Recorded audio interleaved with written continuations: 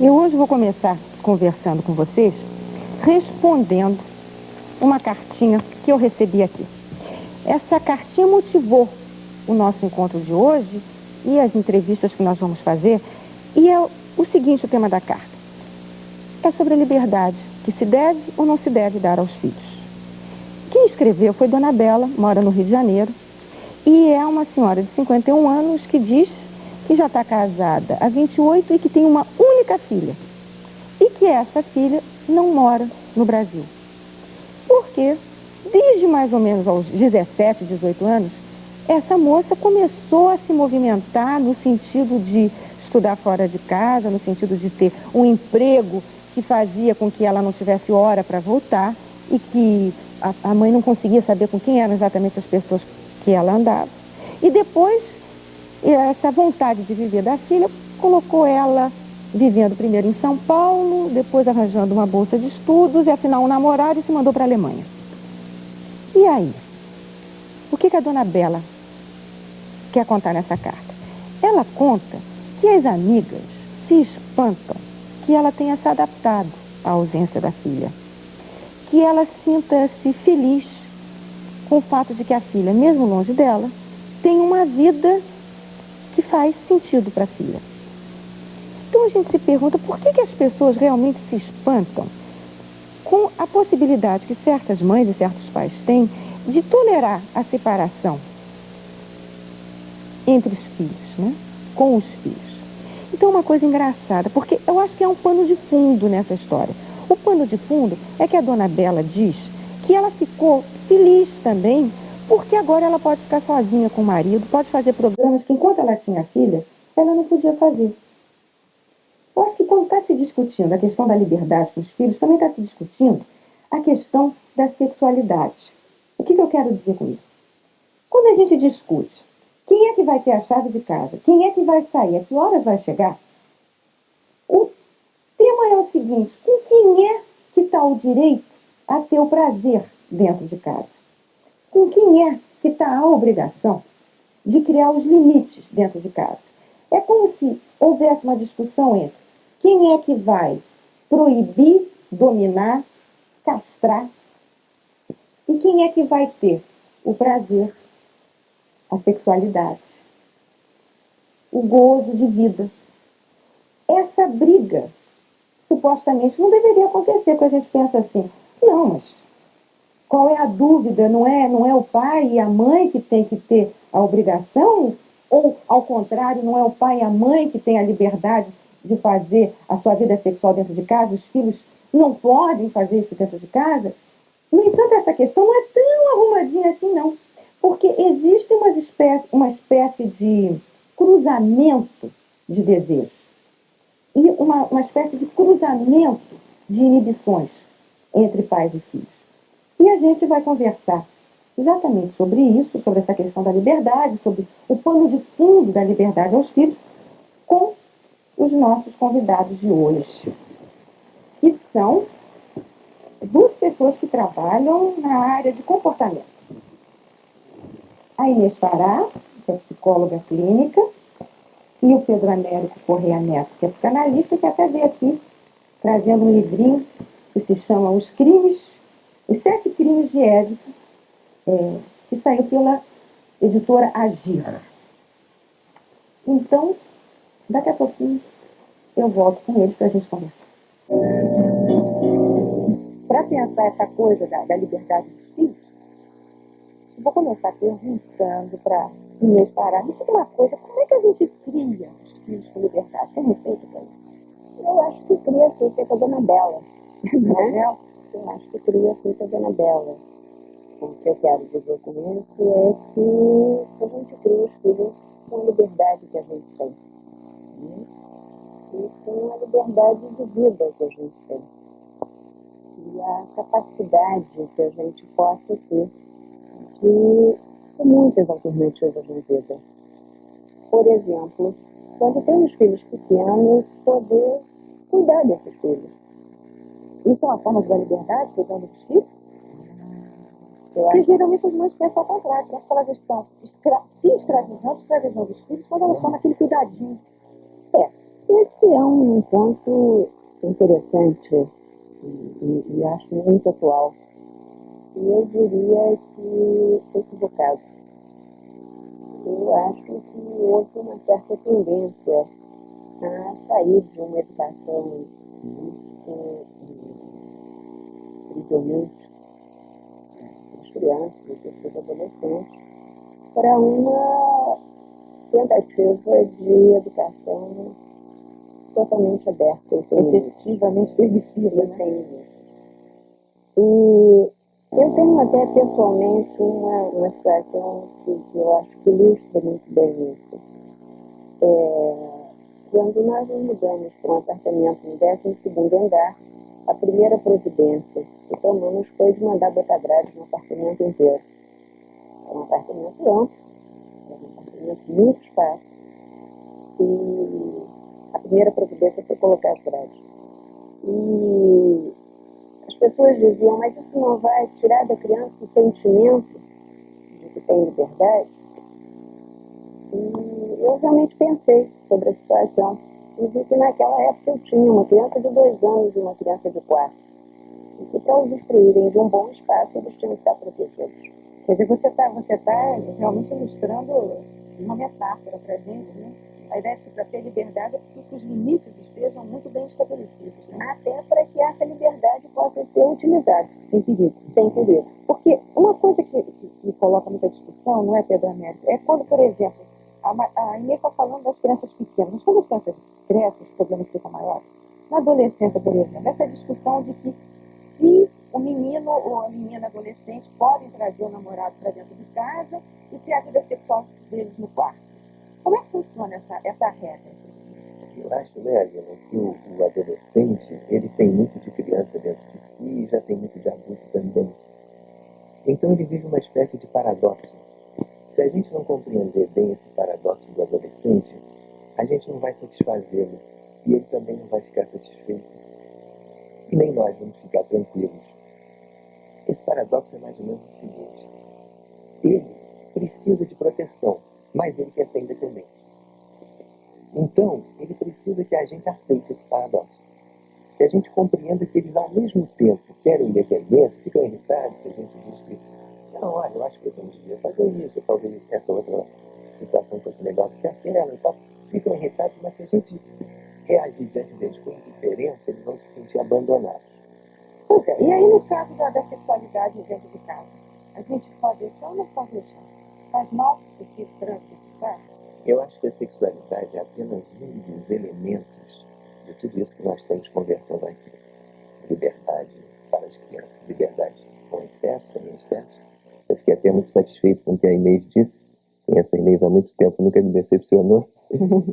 Que realmente, hoje em dia, se nós já tivemos aí sérias críticas ao que era chamado aí nos anos 50, nos anos 60, de dupla moral ou de falsa moral, hoje em dia eu teria sérias críticas à permissividade. Quer dizer, a dupla moral antigamente era que ideia de que os pais faziam uma coisa na frente dos filhos e tinha uma outra vida longe dos filhos? Por exemplo, um dos aspectos, né? Uma das coisas que corriam era isso, né? Quer dizer, o filho se espelha nos pais, né?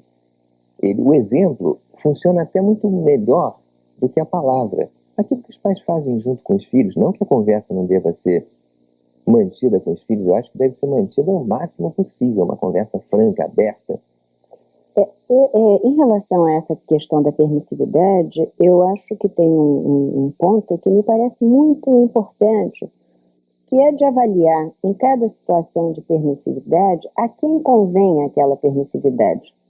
Por exemplo, nesse caso, por exemplo, das crianças, dos adolescentes quererem fazer sexo em casa.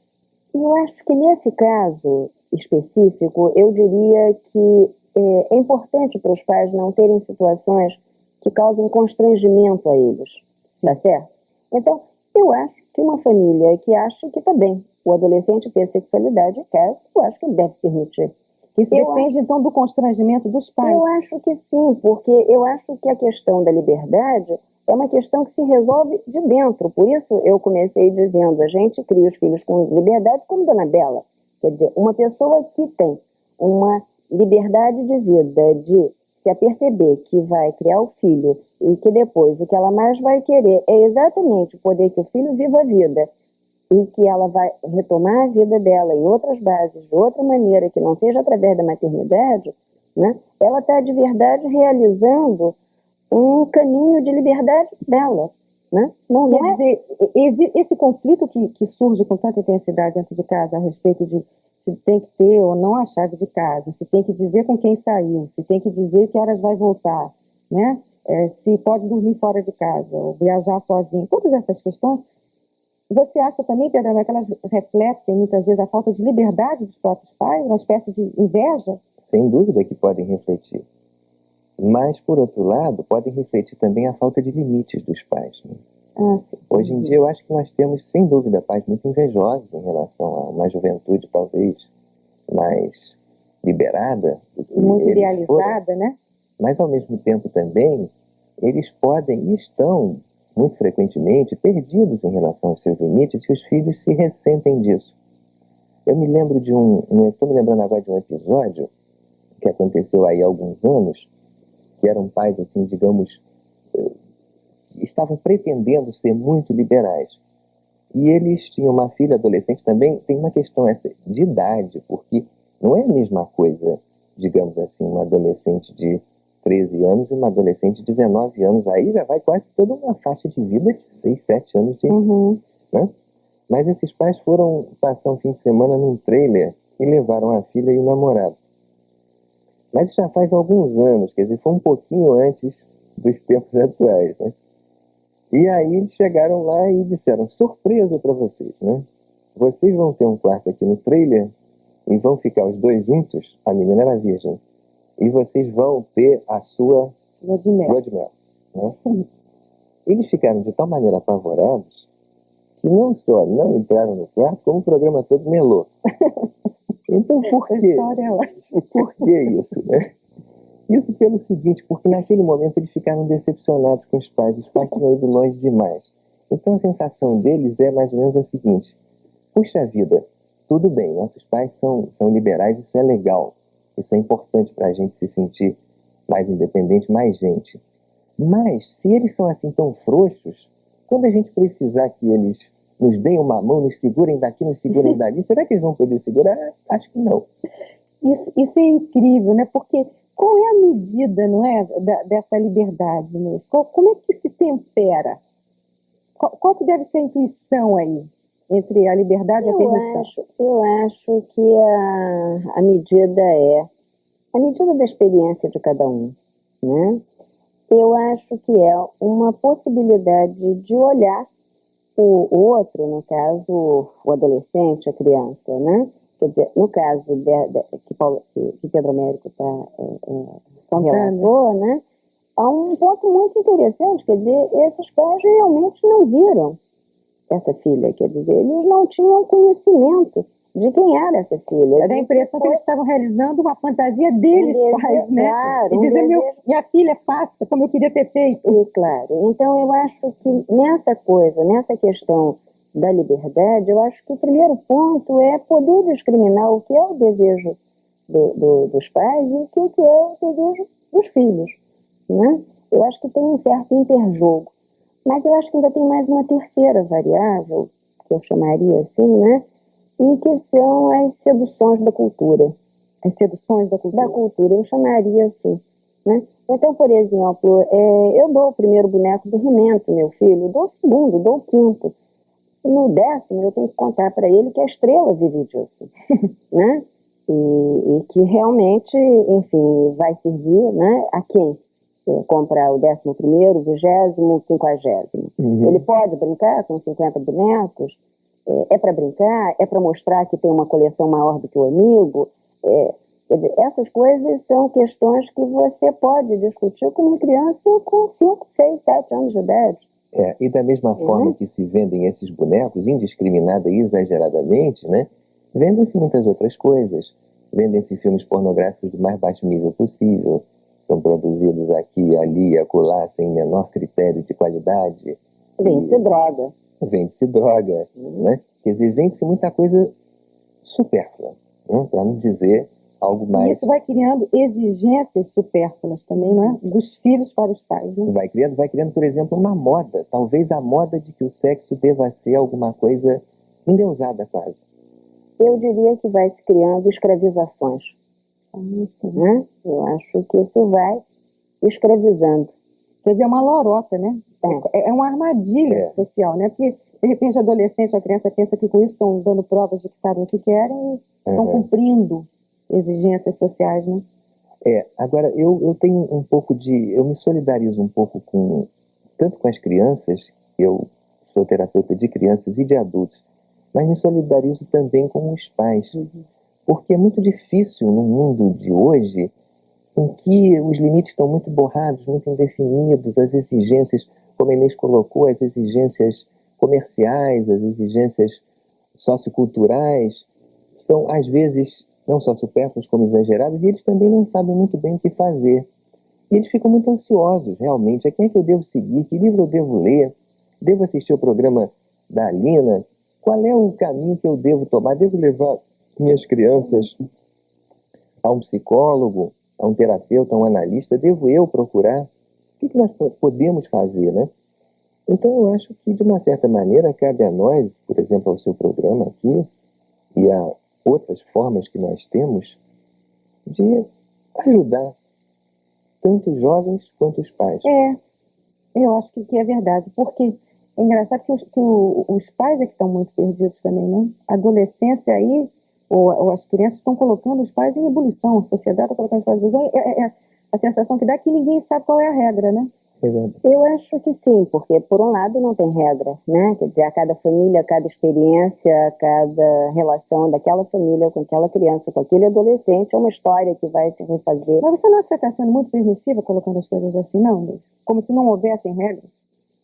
Não, o que eu quero dizer é que essas regras têm que ser encontradas dentro de um contato permanente consigo, com a criança ou adolescente, com a situação em volta. E claro, eu acho muito difícil. Eu acho que é importante que os pais se deem, inclusive, tempo para entender as situações. Que possam dizer para uma criança ou para um adolescente: eu vou pensar sobre o assunto. Eu quero conversar mais com você sobre isso. Eu tive mais ou menos recentemente, o ano passado, uma situação com a minha filha, que na época tinha 9 anos de idade, e que está numa turma que vem junta desde o jardim de infância. Então, esse grupo saiu da situação onde os meninos brincavam de um lado, as meninas brincavam de outro. Quando os meninos e as meninas começaram a se interessar, meninos de 9 anos de idade, o que o adulto apronta imediatamente? Discoteca e situação de namoro. Né? E as crianças começaram a ficar assustadíssimas com isso. E a minha filha dizia: eu não sei o que eu faço no meu aniversário. A fulana disse que eu devia fazer uma discoteca. Eu quero fazer, mas será que tem música aqui em casa? Então eu disse para ela: olha, eu acho que a gente pode fazer uma discoteca. Eu acho que não vai ser difícil conseguir a música. Eu acho que a gente pode pensar sobre essa possibilidade. Em todo caso, se você não está se sentindo bem, vamos examinar mais essa questão. E, finalmente, um dia, depois de conversarmos muito, eu cheguei para ela e disse: olha, eu resolvi. Né? Nós não vamos fazer a discoteca esse ano, mas esse ano vamos fazer um passeio pela floresta. Tem um grupo de biólogos que faz um passeio pela floresta, as crianças se divertem, e assim você tomam banho de cachoeira, fazem um piquenique, né?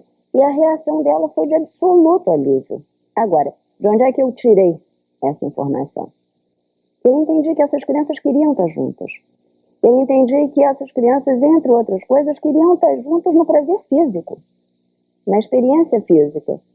Mas eu entendi que não devia ser o prazer sexual aos 9 anos de idade. Quer dizer, para mim era muito claro que não devia ser isso.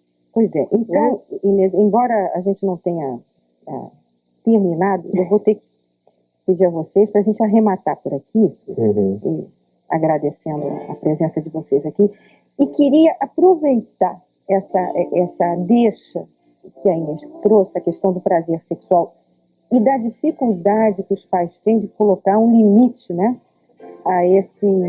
um limite que as crianças pedem. Porque muitas vezes a dificuldade da liberdade não está com o que as crianças podem ou não podem fazer, mas como os pais podem ou não podem se satisfazer através das crianças. Porque quando há uma crise de adolescência dentro de casa, por exemplo, não são só os filhos que estão em crise, os próprios pais entram em crise com a identidade deles, com o que eles fizeram da vida deles, se eles aproveitaram ou não aproveitaram o suficiente, se eles se realizaram nos sonhos dele ou não se realizaram, se eles estão encontrando obstáculos que impediram a realização de algumas coisas. E também acontece uma coisa muito importante, há sim um conflito de imagens, né? Quer dizer, quando os adolescentes começam a crescer, geralmente os pais começam a entrar na faixa dos 40 e começam a se preocupar com a ideia do envelhecimento, com a ideia de que a sexualidade deles também vai ter que ser revista, porque vai ter que ser expressa de uma forma que não é a dos padrões de publicidade, que bota corpos maravilhosos e tudo empinadinho, né? Passa a ser uma outra forma de viver a sexualidade para os próprios pais. Então, por isso que eu dizer para vocês que, no fundo, o assunto, digamos assim, grandes questões internas, como nesse caso, a questão da satisfação, a questão do prazer, a questão da proibição, a questão da castração, que estão em jogo nessas pequenas discussões diárias em torno da chave de casa, em torno da hora de sair, com quem voltar. De qualquer maneira, tem algumas coisas que a gente não pode esquecer nesse conflito. É que um conflito sobre a liberdade, ou sobre qualquer outro tema, é uma possibilidade de crescimento. Qualquer crise é uma possibilidade de reformulação, de reassentamento, de construção de elementos para uma nova identidade. Então, quando os pais estão em dúvida sobre se vão ou não vão dar liberdade aos filhos, se vão ou não vão dar acesso a eles a uma série de coisas, eles estão, na verdade, em dúvida, antes de mais nada, a respeito da própria identidade. Estão, antes de mais nada, em dúvida com o sentido que as coisas têm ou não têm para eles, pais. Esse é o exemplo da Dona Bela, que resolveu a dor da separação com a filha, encontrando um sentido de liberdade e de prazer para a vida dela. Uma receita absolutamente maravilhosa. Então, hoje a gente fica por aqui. Queria que vocês mandassem cartinha para mim. O programa é Viver, né, na TVE, Avenida Gomes Freire, 474, Centro, Rio de Janeiro. O nosso CEP é 20231.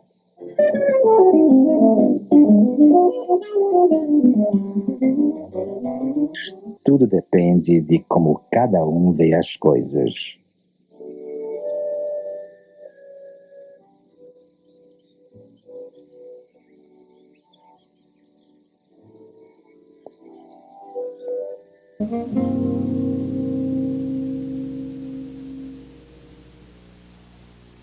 Pensando que aconteceu uma coisa curiosíssima aqui no estúdio, porque na hora que a gente encerrou o programa, estávamos nos despedindo dos convidados, de repente começou um cochicho, um burburinho, as pessoas querendo saber mais e querendo falar mais, então a gente resolveu que ia fazer um outro programa sobre o mesmo assunto e aproveitamos imediatamente a presença dos nossos convidados para dar continuidade a essa questão da liberdade que se pode ou não se pode dar aos filhos.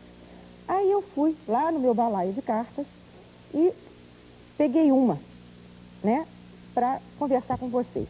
Essa carta é de uma senhora aqui de Santa Cruz. Essa carta também é do Rio de Janeiro, da Dona Wanda. E ela tem o seguinte problema, ela me perguntou como é que ela faz para, com essa coisa dos filhos quererem dormir no quarto dos pais. E de noite é sempre um Deus nos acuda. Por quê? Ela fica com pena dos filhinhos e quer botar eles na cama. Já o marido fica uma fera. acha que eles não têm que ficar na cama dos pais. Então, é aquela discussão, todas as noites. A dona Wanda e o seu Paulo, que é o marido dela, ficam numa maior guerra. E vem aquela chantagem. Aí puxa o colchãozinho e bota no chão, e no meio da noite bate na porta e abre a porta. Resultado, no fundo, a dona Wanda e o seu Paulo brigam todas as noites, acabam dormindo desentendidos. Muitas vezes um vai dormir no quarto dos filhos e o outro fica dormindo na cama de casal com um dos filhos. Mudam de casal. Engraçada essa história, né? Engraçado porque essa história faz pensar, como a gente estava conversando no outro programa, como a questão da sexualidade, junto com a liberdade, é uma questão de pano de fundo. Porque muitas vezes, por exemplo, um casal se desentende em torno dos filhos, ou em torno da liberdade que dão aos filhos, um é mais permissivo e o outro é mais autoritário, e na verdade eles estão discutindo o seguinte: com quem é que está o poder dessa casa? Quem é que tem autoridade? É a mãe, porque ela dá o leite, ela cuida da roupa, ela está mais perto da natureza dos filhos? É ela que tem que saber o que dói, o que não dói para a criança? É dela a autoridade? Ou naquele velho esquema mais tradicional, que é o seguinte: não é o pai que dá a última palavra, porque quando ele vai chegar em casa, é ele que vai decidir a briga, é ele que vai dizer quem é que tem razão, quem é que não tem razão, e vai inclusive impor à mulher a determinação da sua autoridade. Olha, nem tanto cá, nem tanto lá, né? Nem o modelo antigo, nem o modelo novo. De qualquer maneira, o que eu percebo é que os pais, quando discutem essa questão da liberdade, estão discutindo justamente também a sua identidade. O que é ser mulher, mãe, feminina? O que é ser homem, pai, masculino? Esses papéis se atritam, porque um precisa do outro para poder definir esses papéis. E nessa rivalidade perante os filhos, é como se, nas situações patológicas, tanto o pai quanto a mãe quisessem sintetizar as duas identidades dentro de si e fazer com o filho ou a filha uma coisa assim mágica, meio idealizada, onde não existem regras, onde só existe amor, onde só existe prazer, e todas as dificuldades e todas as frustrações ficam lá fora, que ninguém tem nada a ver com isso.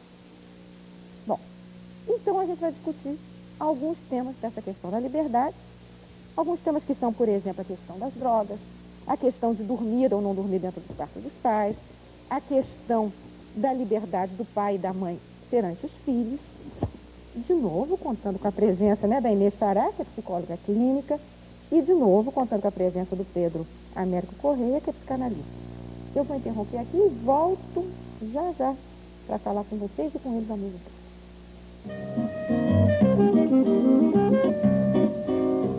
Inês, me diz uma coisa assim: como é que a gente ensina os filhos a usar a liberdade? Você vai estranhar que eu estou sempre fazendo umas perguntas meio conselho, mas eu acho que é através disso que a gente pode ensinar alguma coisa, né? Como é que se ensina alguém a usar a liberdade? Eu acho que se ensina a usar a liberdade em duas maneiras fundamentais. Eu acho um pouco difícil, a gente sempre vai deixar de fora, né, dados que são importantes, mas numa linguagem de conselho, né? Eu diria que a primeira é experimentando situações satisfatórias. Deixando os filhos experimentar situações que são satisfatórias para eles. Onde o satisfatório é um satisfatório mais profundo. Por exemplo, vamos pegar uma situação muito simples. Se eu deixo o meu filho de 4 anos comer uma bandeja de brigadeiro, ele não vai estar experimentando uma situação satisfatória, porque pouco depois ele pode ter uma dor de barriga muito forte. Tá certo? Mas se eu dou ao meu filho um ritmo alimentar, que seja um ritmo que ajuda ele a crescer, que dá a ele o prazer de adquirir hábitos variados de alimentação, que cria nele a possibilidade de, em qualquer lugar que ele esteja, em qualquer situação, poder resolver bem a questão da alimentação, eu estou dando a ele um jogo de liberdade. Agora, você veja que essa receita é uma receita um pouco delicada, né? Porque a gente vê, por exemplo, às vezes os pais perdem os limites, né? Como, por exemplo, eles acham que uma forma de dar satisfação, não é, Pedro Américo, é compartilhar a satisfação com os filhos e não tem essa distância. Como, por exemplo, eu agora vejo pais que dizem, não, eu vou experimentar maconha com meu filho perto dele, porque agora assim eu fico cuidando dele, eu sei o que ele sente, ele vai saber como é que é. O que você acha disso? Eu acho que os pais têm muito que aprender com os filhos, né? Eu acho que os pais, evidentemente, estão, pelo menos teoricamente, e por experiência de vida, mais capacitados a aconselhar os filhos do que os filhos aconselharem os pais. Mas os filhos também têm muita coisa nova para dizer para os pais a partir da experiência deles de vida, que se é curta, é intensa. Agora, o que acontece em relação a problemas mais limite, problemas mais momentosos, problemas assim, digamos, mais sérios, como de drogas, é que fica muito difícil se saber até que ponto a droga não é um brigadeiro mal utilizado, como a Inês falou, quer dizer, um tabuleiro de brigadeiros, que vai realmente levar a efeitos de despersonalização, pode levar a acidentes, pode levar a consequências muito mais drásticas do ponto de vista emocional. E até que ponto a droga pode ser encarada como alguma coisa discutível. Uma experiência discutível? Uma experiência discutível, mesmo que seja para não se tomar a droga, porque evidentemente que o tema é realmente um tema delicado, né? Evidentemente eu não sou a favor da droga, mas a gente tem que considerar outras coisas, por exemplo, consumo de álcool. O álcool é socialmente aceitável, a droga não é socialmente aceitável. Pois é, então tem pai que toma o maior pileque na frente do filho e depois fica chateado porque ele vai experimentar maconha. Exatamente. Então, se os pais bebem moderadamente, se os pais bebem para se dar prazer e não depois para criar ressacas homéricas, os filhos talvez aprendam a fazer um uso judicioso, um uso moderado do álcool, digamos assim. Em relação ao sexo, que nós falamos no outro programa, é a mesma coisa. Quer dizer, se aprende a respeitar o sexo, se aprende a tratar o sexo como uma coisa boa, bonita, uma coisa que dá prazer, mas que ao mesmo tempo envolve romance também, ótimo. Isso é uma experiência compartilhada, em que os pais têm muito que ensinar os filhos e os filhos, embora ávidos de receber apoio e ensinamento dos pais, contestam, mas também têm que ensinar os pais. Mas eu queria entender um pouco melhor, vou me apegar ao exemplo. Inês, eu queria que você me ajudasse aí. Como é que é essa história dos pais quererem se igualar aos filhos, né? E tentarem, como no caso, do exemplo que eu dei de fumar junto com os filhos, ou de ter uma vida sexual na frente dos filhos, para ensinarem a eles ou compartilharem com eles essa experiência como uma forma de evitar o perigo. Eu acho que aí realmente há uma coisa equivocada. Quer dizer, eu acho que toda vez que um adulto perde a ideia de que ele é o adulto e a criança é a criança e que a criança depende dele, né? Eu acho que a gente tem uma situação equivocada. E onde, basicamente, a criança vai ficar desamparada. Uhum. Quer dizer, uma consequência muito clara de uma liberalização tem sido crianças e adolescentes absolutamente abandonados. Por quê? Se eu, com uma ideologia de liberdade do meu filho, não preciso ver a comida que ele come, os amigos com quem ele anda, se ele pode sair sozinho a qualquer hora sem pedir licença e sem dizer onde é que vai, ele pode dormir ou não dormir em casa, eu não preciso ver se ele tem trabalhos da escola e se ele está realizando, né?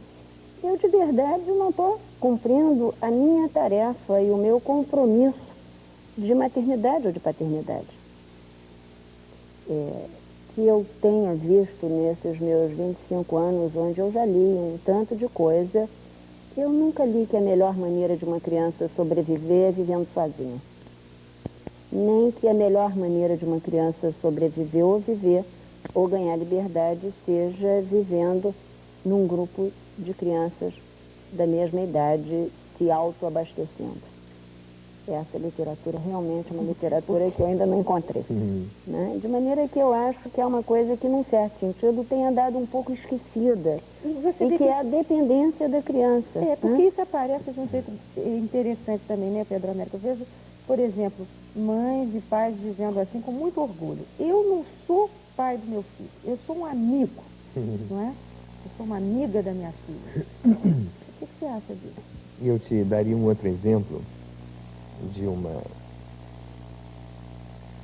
cliente de psicanálise, de alguém, né, que uma adolescente, aí por volta dos 18, 19 anos, e o grande sofrimento dela era que ela nunca tinha sentido a mãe como mãe. Quando elas saíam para fazer compras, entravam numa loja, a mãe era muito jovem, muito bonita, as duas eram muito bonitas, então os vendedores logo perguntavam: são irmãs? Ela cresceu sem a sensação de ter uma mãe. Então era uma pessoa extremamente frágil. Era uma pessoa que, em qualquer situação nova em que ela entrasse, ela estava arriscada a se dar mal. E realmente correu muitos riscos e passou por situações bastante dramáticas, inclusive, em virtude disso. Quer dizer, essa coisa da autoagressão, não é, Pedro Américo? Como uma decorrência da falta de limites, do excesso de liberdade, como é que isso acontece?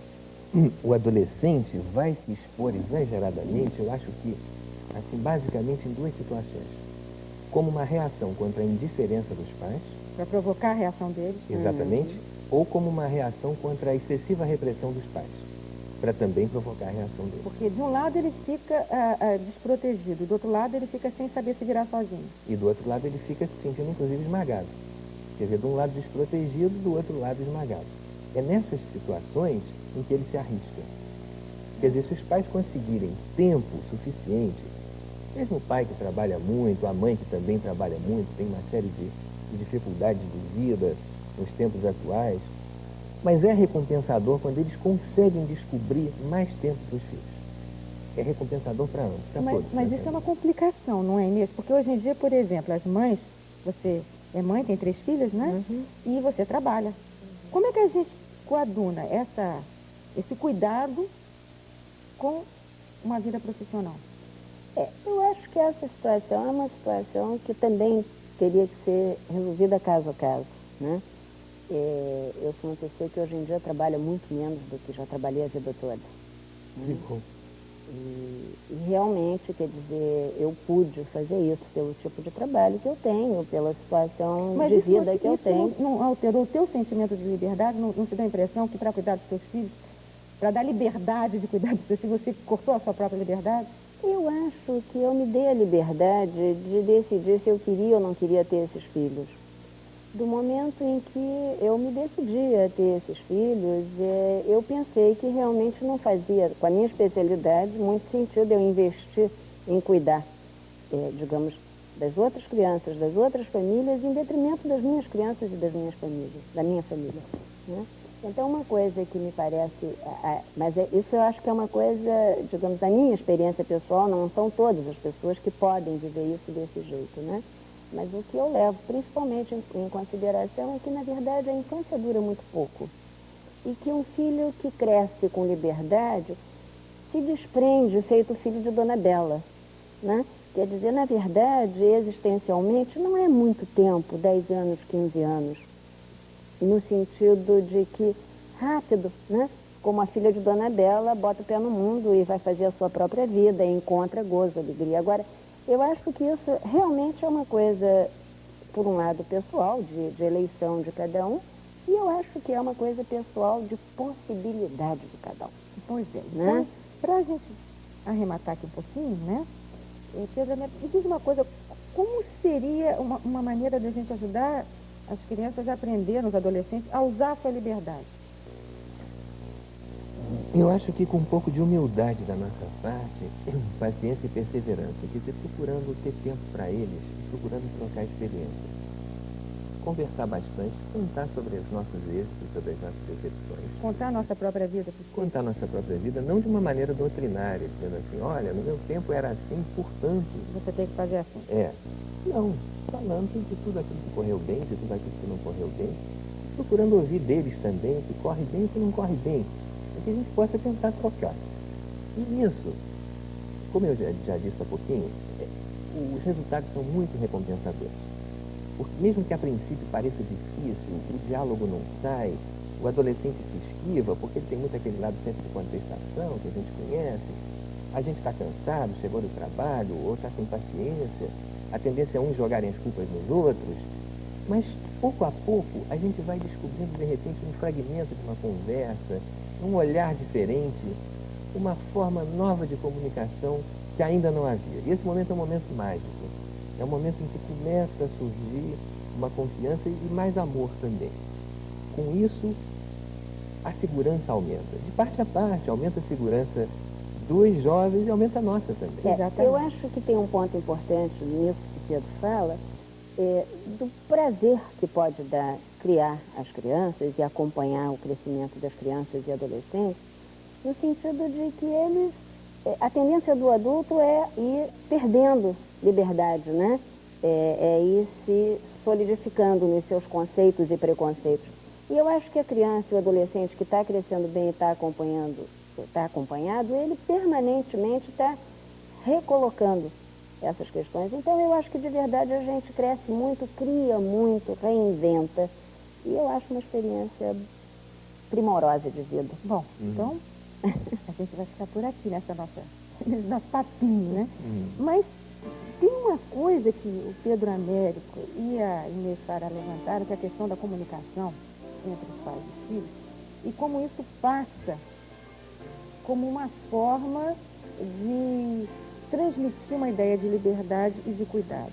Porque eu ouço muitas vezes os pais se queixando de que os filhos não contam nada para eles e que eles precisam ficar vigiando, ouvindo na extensão do telefone, telefonando para casa onde ele esteve para saber como é que aconteceu, como é que não aconteceu, porque os filhos não se comunicam com eles.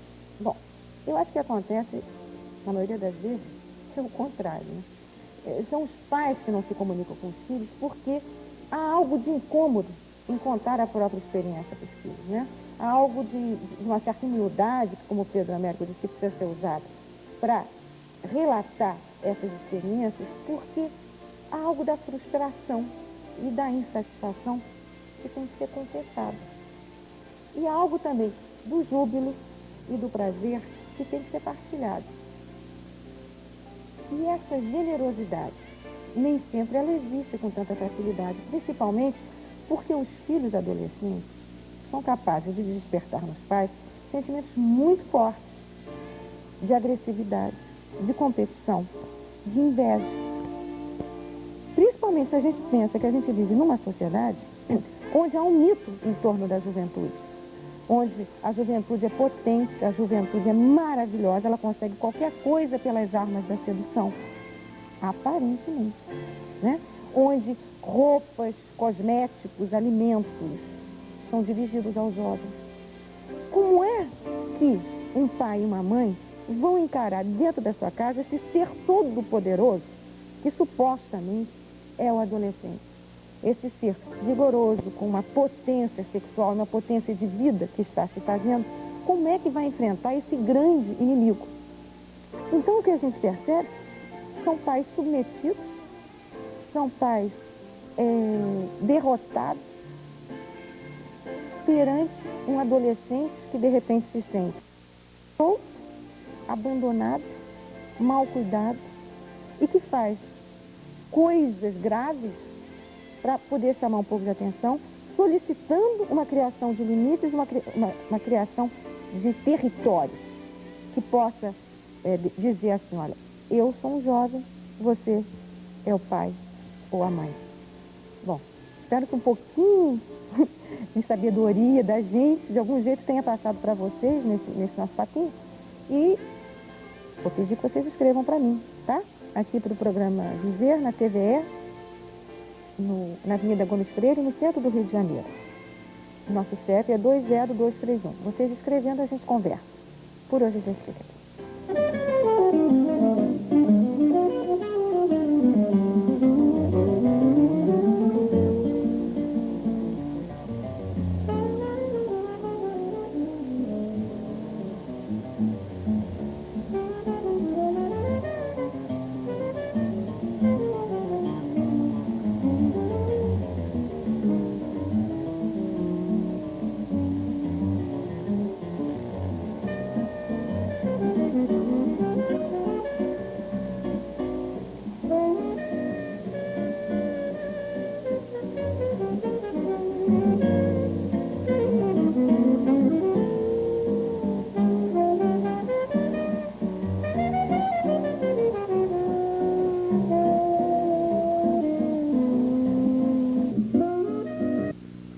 Olha, uma pergunta dificílima.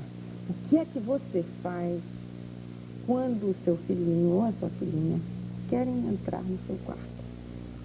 Me responda essa pergunta, Inês. O que papai e mamãe têm que fazer? Olha, eu acho que a primeira resposta é óbvia, né? É saber o que a criança quer. Né? Eu acho que faz parte das funções, né? De mãe, de pai, atender a criança quando ela solicita, né? Então, uma criança pode bater na porta do quarto dos pais porque está com febre, por exemplo, e precisa ser atendida. Não, mas eu não estou falando dessa criança, não. Estou falando daquela criança que sistematicamente diz que não vai dormir sozinha no quarto. Mas ela não começa sistemática, ela começa assistemática, né? Ela começa eventualmente. E eu acho que é importante, porque eu estava falando, né, da questão do sono associada à autonomia. E uma das coisas que dá autonomia é a segurança. E uma das coisas que dá uma segurança, né, um sentimento de maior segurança na separação, que representa não só os quartos separados, como o próprio sono, que é uma situação em si de separação, de inconsciência, de perda do controle, né?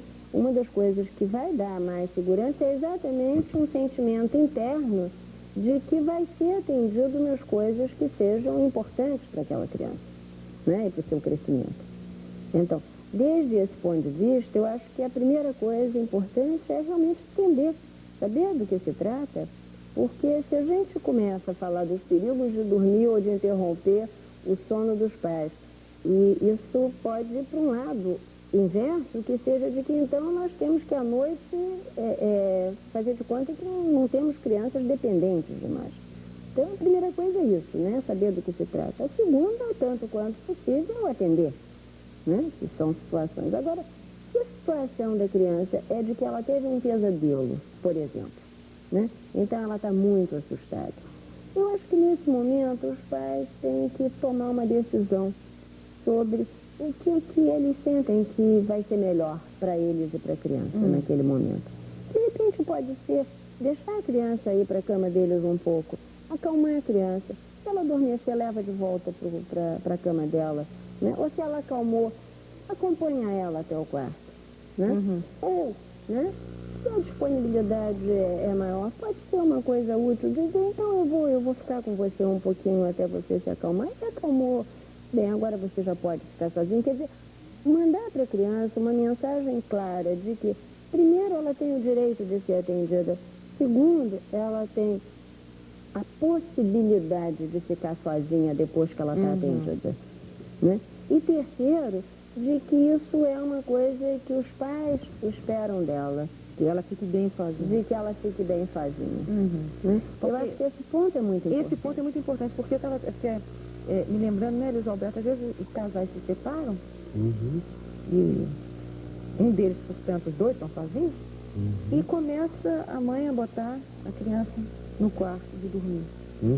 Como é que acontece? Pois é, isso realmente faz parte da nossa atualidade, é uma coisa que está acontecendo com grande frequência. E aí nós temos um grande problema, quer dizer, muitas vezes, seja a maior parte da guarda dos filhos fica com a mãe, né? E, em geral, em nome da solidão da criança, quer dizer, muitas vezes que no fundo é uma solidão da própria mãe, em se adaptar à nova situação, que traz novos desafios e tal, em geral, ela própria manifesta a sua necessidade, né, de preencher aquele lugar vazio, aquela ausência ali, mas muitas vezes atribuindo essa necessidade à criança, né? Quer dizer, isso pode ir reforçando, não quer dizer que necessariamente vá, mas seria uma das coisas que poderia ir reforçando na cabeça da criança todo um dever de ter que ocupar a função daquele que se ausentou, né? Quer dizer, e isso num momento de desenvolvimento das fantasias edípicas que vão estar presentes, por exemplo, como no caso da carta, eu acho até que é um dado importante, que independente de se um pai abandonou uma mãe, quer dizer, esse amor, quer dizer, não é necessariamente a passagem ao ato, né? Mas esse amor ele vai existir, o desejo de dar filhos aos pais ou de receber filhos dos pais vai se manter. Quer dizer, então eu acho que se os pais às vezes começam a incentivar isso, né? Quer dizer, às vezes mesmo sem ser separação, assim, divórcio, um pai sai para trabalhar, sai para viajar temporariamente e a mãe começa a dizer, faz isso, vem fazer as compras, carrega isso, paga isso, começa a colocar o menino, por exemplo, no lugar do pai, realmente, isso pode, né, realmente ameaçar, levar a um incentivo de fantasias ameaçadoras.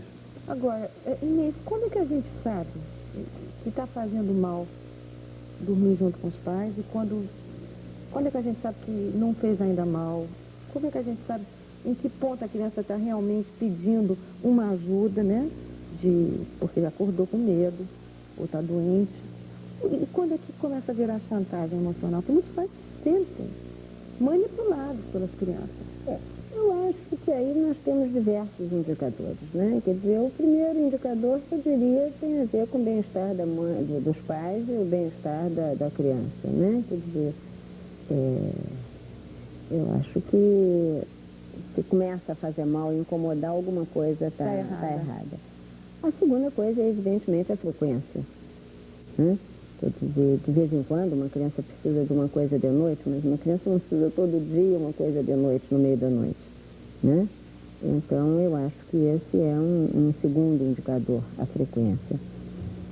E a terceira coisa é assim, eu acho que até pode haver, digamos, uma situação onde a criança vai passar, né, uma noite no quarto dos pais, mas eu acho que isso vai constituir uma situação de muita raridade. É uma coisa, desde o ponto de vista de necessidade, de ser uma coisa boa para um casal e para uma criança, é uma situação muito rara, que pode até nem acontecer numa infância inteira, né?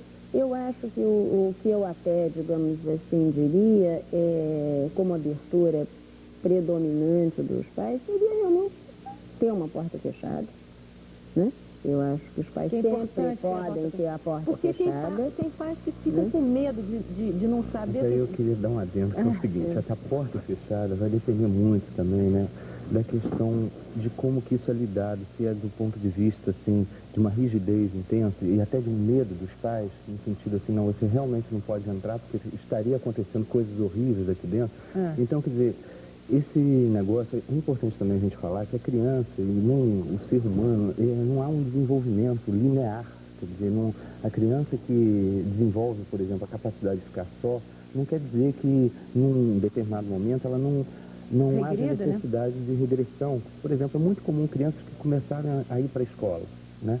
Então, estão assim já se separando, né, mais de um período da mãe, da casa e tal, situações novas, responsabilidades novas, e haver momentos de regressão.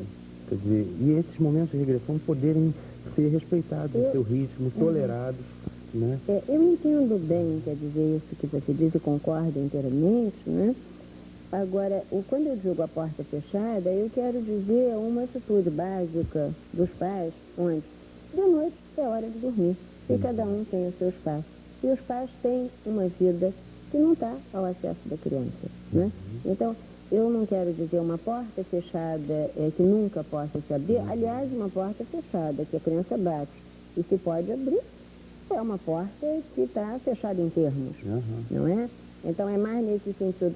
Mas eu digo, inclusive, a porta eu acho que pode ser um bom limite, e um limite que me parece mais confortável do ponto de vista dos pais e do ponto de vista das crianças, do que uma situação, por exemplo, muito usual entre os casais, que é eles querem ter vida sexual, levanta e fecha a porta, né? E a criança aprende o ritual, a hora que está fechada a porta, etc. E às vezes vai interromper exatamente naquela hora. Essa questão do né? espaço definido, da Então, porta fechada que a Inês está lembrando, é importante, porque realmente o extremo oposto, né, de uma situação assim, de muita rigidez, a porta fechada não entra nunca, ou então o extremo oposto de muita liberalidade, quer dizer, assim na experiência clínica, na observação, nós vemos assim pessoas que acarretam umas consequências na vida devido a terem toda uma vivência de uma postura dos intrusos, daqueles que impediram coisas, e todo o sentimento de culpa e também as fantasias do revide, dos pais vingativos, que também não vão ter... Como são essas fantasias? Isso é muito comum de crianças, por exemplo, que passaram a dormir e os pais deixaram, né, a portas abertas, muitos anos, dormirem no quarto junto com os pais. E, por exemplo, esses pais não têm mais filhos, vamos supor assim, tá? Isso é um exemplo assim no concreto. E certamente na fantasia da criança, como no caso isso é um exemplo clínico, não quer dizer que em todos ocorram assim, no caso essa pessoa começou a achar que ela que impediu o gozo sexual, ela que impediu o nascimento de novos bebês, e ela tinha dentro dela uns pais que também iam se vingar, que não iam permitir ela ter nenhum relacionamento. Então ela queria amar, ter relações sexuais e tal, mas alguma coisa ia e cortava, impedia. Quer dizer, Que eram esses pais que estavam se vingando vigiando, observando. imaginariamente, né? Quer dizer, então, certos comportamentos, seja, a questão é do excesso, né? O problema é o excesso. Me diga uma coisa, por que há, digamos assim, existe alguma consequência para a criança se ela for forçada a dormir sozinha? eu acho que sempre existe consequências quando se força uma criança a fazer alguma coisa que ela, seja lá pelo que for, não está apta a fazer. Né? Quer dizer, almoçar é muito bom, é bom para uma criança, é bom, né, almoçar, mas ela de repente pode estar indisposta, a gente pode forçar ela a almoçar e ela vomitar. Então, isso é uma coisa ruim para ela, né? Então, eu acho que a situação do forçar, né, sempre vai ser prejudicial. Agora, eu acho que há uma faixa, né, larga entre os pais que não têm nada a ver com isso, né, e os pais que forçam. Né? Quer dizer, a gente ajudar uma criança a crescer significa o tempo todo estar procurando ver o que ela precisa, o que ela pode, qual é a melhor maneira de construir isso. Então, por exemplo, uma criança que começa a acordar sistematicamente à noite, né? E assustada, etc. É uma coisa boa que a mãe, o pai vá para o quarto da criança, atenda, etc. Claro, é uma coisa boa, né? Espere ela dormir, espera ela dormir. Né? No que ela já ganha essa possibilidade, né? Quem sabe se é uma criança pequena, quem sabe se introduz, né, um substituto concreto, né, da presença da mãe. Quer dizer, todos nós conhecemos, sem ter que ensinar para nenhuma mãe, o uso das fraldinhas, né, dos cobertorzinhos de estimação, dos bichinhos de estimação, de pelúcia, etc. Quer dizer, muitas mães, muito naturalmente, vão juntando a situação de dormir com oferecer uma coisa a qual a criança se apega. Né? E isso pode ser um facilitador de fazer o sono. Então, se a gente tem uma criança que, por alguma razão, isso não se deu, né? Nesse momento, além do adulto estar lá até a criança se acalmar e adormecer, ela pode ir introduzindo, se já é uma criança maior, um bichinho de pelúcia, um bonequinho macio, um travesseirinho, né? E de alguma maneira, então, num outro momento a criança acorda e chama. E então, a mãe, o pai podem dizer: olha, você tem o seu ursinho, você agarra o seu ursinho, pode ser sua voz, pode já não ser entrando, né? Já é uma outra etapa. Né? Então, eu acho que uma coisa é você dizer claramente para a criança o que você espera dela e o que você acha que ela pode cumprir. A outra coisa é como é que você vai processar isso, né? Que tempo que aqueles pais e aquela criança precisam para poder estruturar eu acho que é um isso, problema né? também com a difusão maior dos conhecimentos psicanalíticos e com pondo mais em debate a questão da sexualidade, do erotismo infantil. Eu acho que certos pais caem naquilo que nós estamos comentando no intervalo, de certos pais também terem um temor enorme, né? Uma filha, um filho se aproximar do corpo e tal. E isso gera uma coisa, assim, realmente um clima muito persecutório, né? Agora eu queria me referir ainda à situação da carta, né? Por exemplo... Seria até bom que a gente arrematasse com isso agora mesmo. Tá. Não, porque é claro que assim como uma criança gostaria de exercer, às vezes, o seu voyeurismo por diversas razões, quer dizer, haveriam pais exibicionistas também, por problemas sexuais deles, e precisam de um terceiro excluído ali, observando. Um assistente permanente. Agora com relação à carta, né, quer dizer, é uma coisa importante, em cima do que a Inês está falando, esses pais poderem ter a tolerância, né, quer dizer, mas também dar os limites, né? Porque, por exemplo, na situação desse pai com essa filha, né? Um pai que abandona, volta 15 anos depois e aí tem relações sexuais com a filha. Ele continua abandonando ela enquanto filha, ele continua não exercendo a função paterna dele. Quer dizer, essa moça enquanto pai continua com um buraco na vida dela, né? Quer dizer... Eu acho que, inclusive, esse ponto é um ponto muito importante, porque quando eu digo assim, os pais ouvirem o que a criança quer, não quer dizer a criança dizer literalmente, os pais entenderem literalmente. Tipo, eu estou me sentindo abandonada, então eu fico pedindo um saco de pipoca, daqui a pouco um chocolate, Não é que eu quero um saco de pipoca, mas que isso se retraduz, eu quero atenção, né? E eu tenho a impressão que realmente esse amor, né, que parece uma coisa muito forte, muito tocante, né, nessa carta, representa somente o desejo dessa moça por esse pai. E quem sabe, do ponto de vista dele, o lado amoroso da relação filial, mas que eu tenho a impressão que não pôde se decodificar, né? Quer dizer, se transformar, se retransformar num amor, relação pai-filho, né? Que tomou esse ritmo da coisa erótica sexual. Que, aliás, é uma coisa muito comum, quer dizer, as crianças retraduzirem em atitudes de exibição e de eroticidade carências que são basicamente carências afetivas, carências de presença, etc. Bom, muito obrigada. Eu achei o papo ótimo.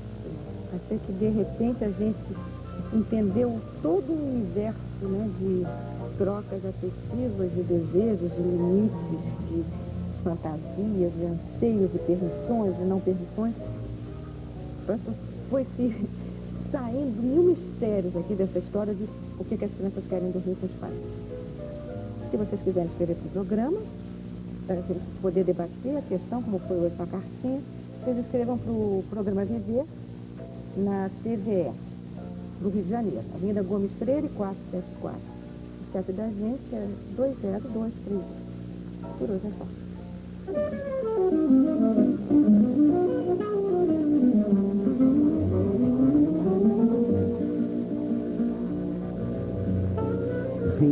ZYB 510, Fundação Centro Brasileiro de TV Educativa.